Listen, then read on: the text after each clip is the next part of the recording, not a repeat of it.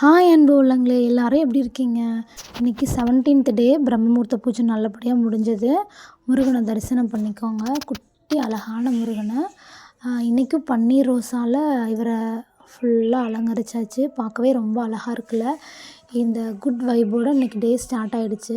Morning breakfast பார்த்திங்கன்னா என் ஹஸ்பண்டுக்கு ரவை உப்புமாங்க, எனக்கு பார்த்திங்கன்னா பீட்ரூட் ஜூஸு, மில்க் ஷேக்குங்க. இதுக்கப்புறம் நான் சாப்பிடுவேன். ஃபஸ்ட்டு இதை தான் நான் சாப்பிடுவேன். அப்புறம் என் குட்டி பேபி எழுந்திரிச்சிட்டாங்க. அவங்களுக்கு என் சிஸ்டர் பார்த்திங்கன்னா செர்லாக் ரெடி பண்ணி ஊட்ட போகிறாங்க. அவங்களுக்கு விளையாட்டு காட்டி ஊட்டுறதுக்கு 1 hour ஆகிடுங்க. அப்புறம் என் ஹஸ்பண்ட் பார்த்திங்கன்னா ரெடி ஆகிட்டு உப்புமா சாப்பிட்டுட்டு கிளம்பிட்டாங்க. அப்புறம் எங்களுக்கு கொஞ்சம் ஒர்க்லாம் இருந்தது, நாங்கள் அதெல்லாம் பார்த்துட்ருந்தோம். எங்கள் அம்மா பார்த்திங்கன்னா லன்ச் ரெடி பண்ணிகிட்டு இருந்தாங்க. லன்ச் பார்த்திங்கன்னா பருப்பு சாதம் ப்ளஸ் பார்த்திங்கன்னா சக்கரவர்த்தி கீரையில் பண்ண போண்டாங்க. சக்கரவர்த்தி கீரையை பற்றி அவங்களுக்கு தெரிஞ்சிருக்குமான்னு தெரியல. நம்ம ஊர்லாம் இப்போ கிடைக்கிறது இல்லைங்க, எங்கள் ஊர் சைட்லாம் கிடைக்கிறதில்ல. ஆனால் இங்கே ஜம்முவில் கிடைக்கிதுங்க. இப்போ ஒரு லாஸ்ட்டு 3 months தான் கிடைக்கிது. டேஸ்ட் சூப்பராக இருக்குங்க. எங்கள் அம்மா எங்களுக்கு பிடிச்ச மாதிரி போண்டா செஞ்சு தருவாங்க. அப்புறம் கடைஞ்சும் தருவாங்க, பொரிச்சும் தருவாங்க. நீங்கள் சாப்பிட்டு பாருங்கள். இதில் நிறைய பெனிஃபிட்ஸ் இருக்குது. என்னென்ன பெனிஃபிட்ஸ் பார்த்திங்கன்னா, அந்த சிறுநீரக கல் வராதுன்னு சொல்கிறாங்க.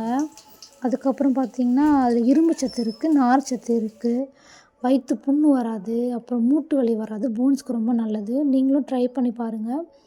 கீரைனாவே ரொம்ப நல்லதுங்க. குழந்தைங்களுக்கு நம்ம கீரை கொடுக்கணும் கண்டிப்பாக.